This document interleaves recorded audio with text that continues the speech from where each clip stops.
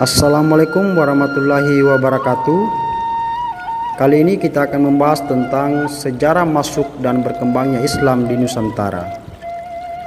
Mengenai masuk dan berkembangnya Islam di wilayah Nusantara, para ahli masih bersilang pendapat.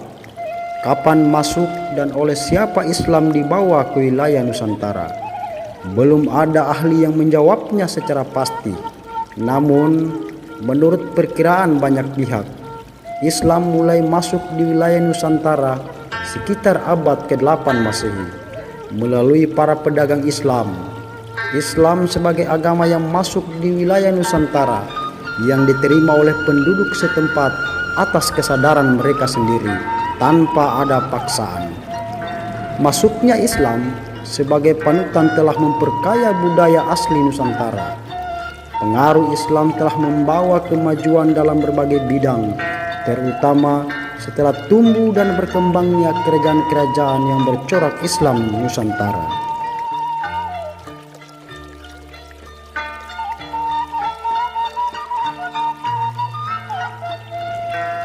Proses masuknya Islam di wilayah Nusantara tidak lepas dari kegiatan perdagangan. Kepulauan Nusantara yang terkenal berbagai hasil buminya menjadi daya tarik para pedagang dan berbagai bangsa, antara lain Cina, India, Arab, Persia. Mereka berdatangan di Kepulauan Nusantara untuk berdagang. Kedatangan mereka melalui Selat Malaka yang lambat laun tumbuh dan berkembang sebagai salah satu jalur perdagangan internasional. Melalui Selat Malaka, para pedagang mengunjungi pusat-pusat perdagangan antara lain di Pulau Jawa, Jepara, Tuban, Gresik.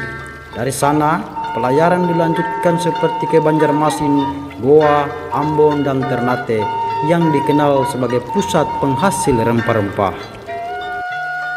Melalui hubungan dagang itulah, pedagang Persia, Arab, Gujarat yang telah memeluk agama Islam dapat memperkenalkan agama dan budaya Islam kepada penduduk Nusantara.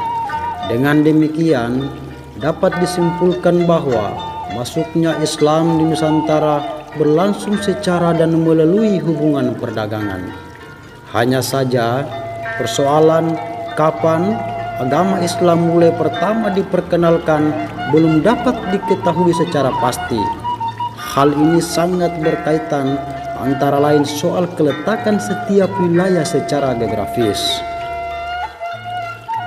Masuknya Islam melalui perdagangan Gujarat, keberadaan para pedagang Gujarat itu bertolak dari catatan perjalanan Marco Polo yang mengatakan bahwa selama kunjungannya ke Perla tahun 1292 Masehi, Marco Polo telah menyaksikan banyak pedagang asal Gujarat giat menyiarkan agama Islam.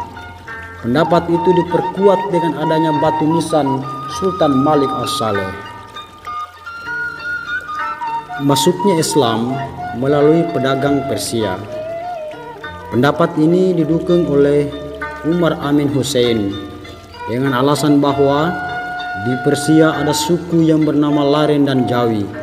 Kemungkinan para pedagang dari dua suku inilah yang mengajarkan huruf Arab di Pulau Jawa yang dikenal dengan huruf pegon.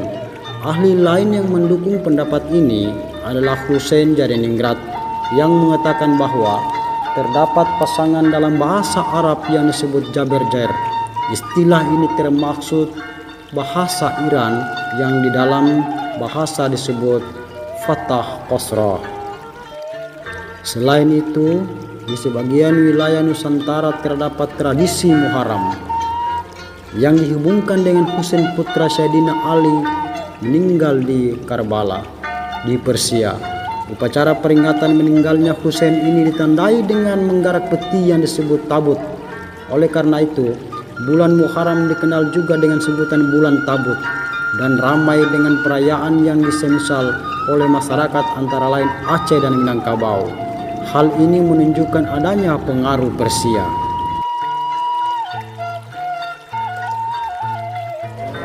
Masuknya Islam melalui pedagang Arab. Pendapat ini datang antara lain dari Hamka. Menurutnya, raja-raja Samudra Pasai menganut mazhab Syafi'i. Penganut mazhab Syafi'i terbesar saat itu adalah masyarakat Mesir dan Mekah. Bila agama Islam yang masuk di Nusantara berasal dari Persia, tentu banyak masyarakat Indonesia yang menganut faham Syiah seperti di Persia atau bermazhab Hanafi seperti di India.